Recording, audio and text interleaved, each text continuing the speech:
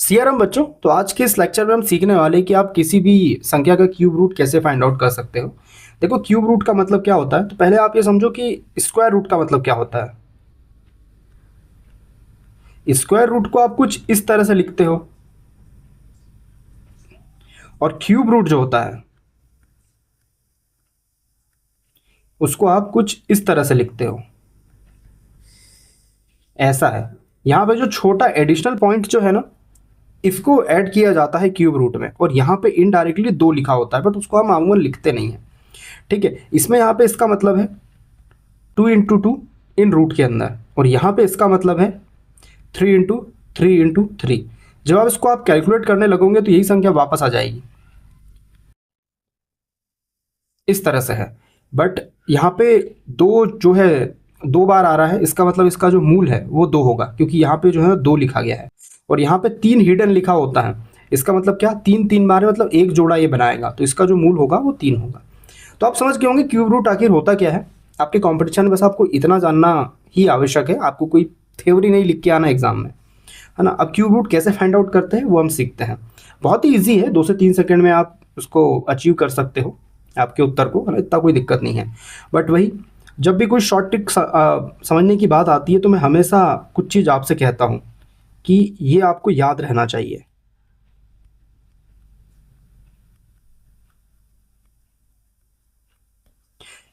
अब क्या याद रहना चाहिए आपको, आपको ये कुछ क्यूब्स याद रहना चाहिए। जैसे 1 का क्यूब 1 होता है, 2 का क्यूब 8 होता है, 3 का क्यूब 27 होता है, 4 का क्यूब 64 होता है, 5 का क्यूब 125, 6 का क्यूब 216, 7 का क्यूब 343, 8 का क्यूब 512, 9 का क्यूब 729, और 10 का क्यूब 1000। ये आपको याद रहना चाहिए इस ट्रिक को सीखने के लिए। अब ये ट्रिक क्या है, चलो उस बारे में चर्चा कर लेते हैं। देखो, एक एग्जांपल से हम समझते हैं कि भाई हमारे पास एक एग्जांपल है 157464। इसका हमको क्यूब रूट फाइंड आउट करना है। तो अब हम क्या करेंगे, यहाँ पे हम पीछे से पेयर्स बनाना स्टार्ट करेंगे, 3 3 अंकों का पेयर। पीछे 3 अंकों का पेयर बनाएंगे, सामने 3 अंकों का पेयर बनाएंगे, इस तरह से हम इसको करेंगे।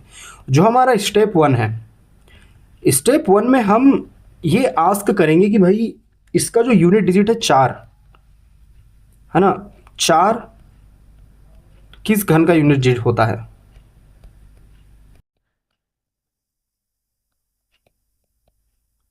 तो हमको उत्तर मिलेगा कि 157464 में ये जो 4 है लास्ट का,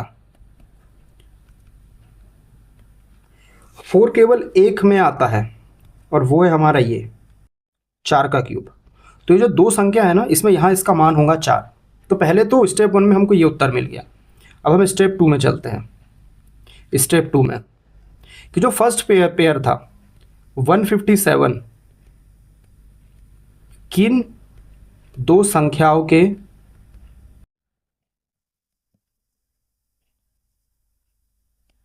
घनों के बीच में है।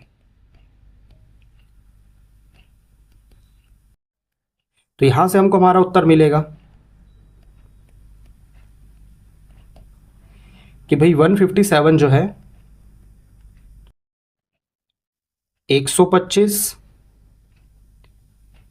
और 216 के बीच में है। 125 जो होता है 5 का घन, और 216 होता है 6 का घन, इसके बीच में है।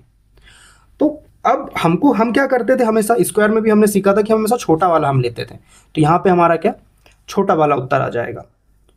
तो इसका उत्तर क्या हो जाएगा हमारा 54। समझे, बस इतनी छोटी सी ट्रिक है। अब आपको इतना सब कैलकुलेशन ये वो लिखना वगैरह ये सब इतना नहीं करना आपको। अब आपको करना क्या है वो मैं आपको बताता हूँ।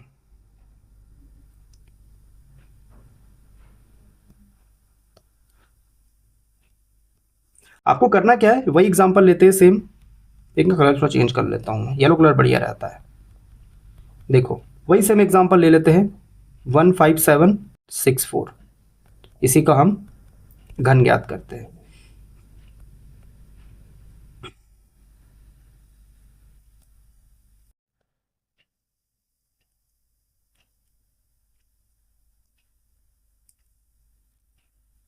देखो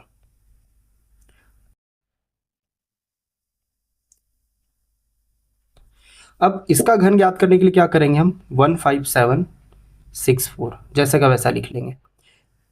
कुछ नंबर छोड़े क्या मैंने, हाँ रुको रुको रुको, कुछ नंबर छोड़ दिए मैंने यहाँ पे। हमारा जो एग्जाम्पल था वो ये था 157,464, ये हमारा एग्जाम्पल था। इसका हमको क्यूब रूट फाइंड आउट करना था। तो हम क्या करेंगे, हम यहाँ डायरेक्ट लिख देंगे 157,464 और पीछे से पेयर्स बनाएंगे, 3 नंबर का पेयर और ये 3 अंकों का पेयर। जब पेयर्स आपस में बन जाएंगे तो हम क्या देखेंगे, सबसे पहले कि 4 जो है किस संख्या के क्यूब का यूनिट डिजिट होता है। तो हमको उत्तर मिलेगा कि 4 का होता है, तो हम यहाँ 4 लिख देंगे। अब हम देखेंगे कि 157 किन दो संख्याओं के घनों के बीच आता है। तो हमको पता है कि वो 125 यानी 5 का घन और 216 यानी कि 6 का क्यूब इसके बीच में है, और हमेशा हम छोटा वाला लेते हैं। तो ये आ गया हमारा 54 आंसर। इतना सिंपल है इसको फाइंड आउट करना। एक एग्जाम्पल से और हम इसको समझते हैं, 21952। अब इसका हमको क्यूब रूट फाइंड आउट करना है।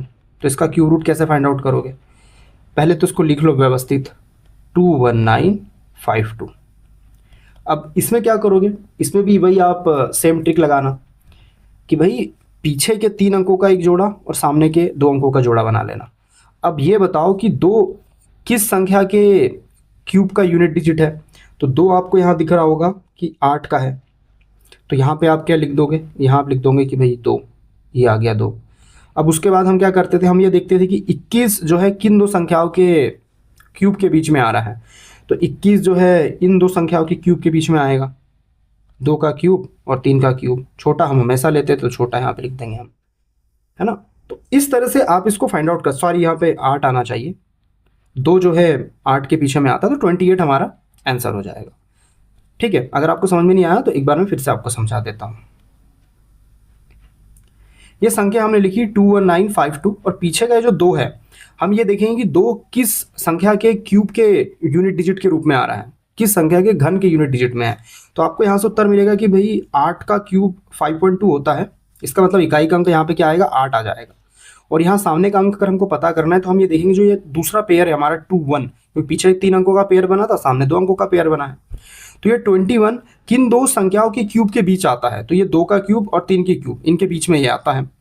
तो 2 हम यहाँ पे डायरेक्ट उठा के रख देंगे, हमेशा छोटा वाला लेंगे हम, क्योंकि हम स्क्वायर्स भी हमने सीखा था, हम छोटा वाला स्क्वायर्स हम यहाँ लिखते थे।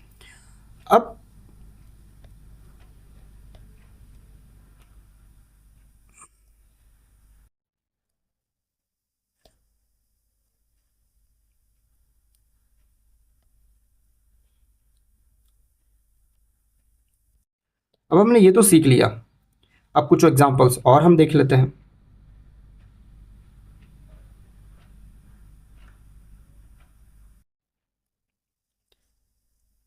One four eight eight seven seven,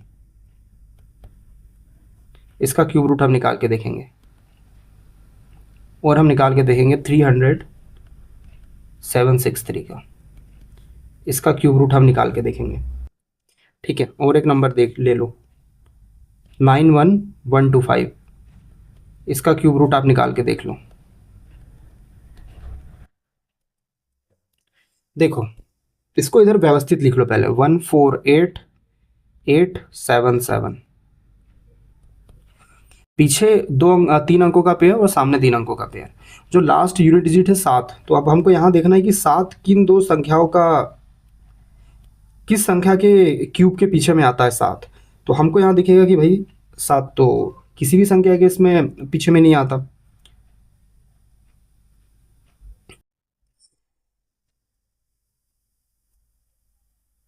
सात आता है 3 के पीछे में, 3 के क्यूब के पीछे में आता है 7। तो यहाँ पे एक संख्या क्या हो जाएगी, एक संख्या हो जाएगी 3। तो इस तरह से हम इसको फाइंड आउट कर लेंगे। अब जो 148 है, 144 5 का क्यूब और 6 के क्यूब इसके बीच में आता है। 5 का क्यूब 125, 6 का क्यूब 216, इसके बीच में आएगा। तो ये हो जाएगा 53। वैसे ही 300763, इसको भी 3 पेयर बनाओ और देखो कि 3 किस संख्या के क्यूब के पीछे में आता है, तो 3 का उत्तर आपको मिलेगा कि 7। तो एक यूनिट डिजिट तो आपको मिल गया 7। अब बचा 300, तो 300 किसके बीच में आएगा? तो 300 आएगा 6 का क्यूब और 7 का क्यूब, इसके बीच में आएगा, तो यहाँ पे आ जाएगा क्या 6, तो ये जाएगा 67 का। वैसे 91125 इसको फाइंड आउट करना है। देखो 5 पीछे आ गया मतलब एक अंक तो 5 होगा आपका, ये तो कन्फर्म हो गया। 5 पीछे आया तो यूनिट डिजिट 5 होगा, क्योंकि 5 एक स्पेशल कंडीशन है।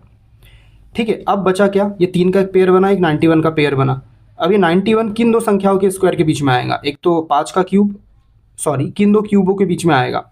तो 5 का क्यूब और 4 का क्यूब, 4 का क्यूब लेते हैं अब, तो ये हो जाएगा 45। तो इस तरह से आप किसी भी अंक का जो है क्यूब रूट फाइंड आउट कर सकते हो। अब इसके बाद एक संख्या फंसती है जो बहुत बड़ा होता है, जैसे 34965 783, इतने बड़े संख्या का क्यूब रूट कैसे आप फाइंड आउट करोगे? तो मेरे हिसाब से ना आपके जनरल कंपटीशन में इस लेवल का क्यूब रूट नहीं आता है। बट अगर आप कमेंट सेक्शन में मुझसे रिक्वेस्ट करोगे कि इसकी वीडियो बना के डालो, तो मैं इजी वे में इसकी एक वीडियो बना के डाल दूंगा। लेकिन एक बात याद रखना, इस तरह के जो अच्छे लेवल के क्यूब्स होते हैं, इसको करने में एग्जाम में समय भी आपका उतना ही उलझने वाला है। तो हाँ, आप कमेंट करो, मैं इसकी इजी मेथड जो वैदिक मेथड है वो आपके वीडियो लेक्चर बना के डाल दूंगा।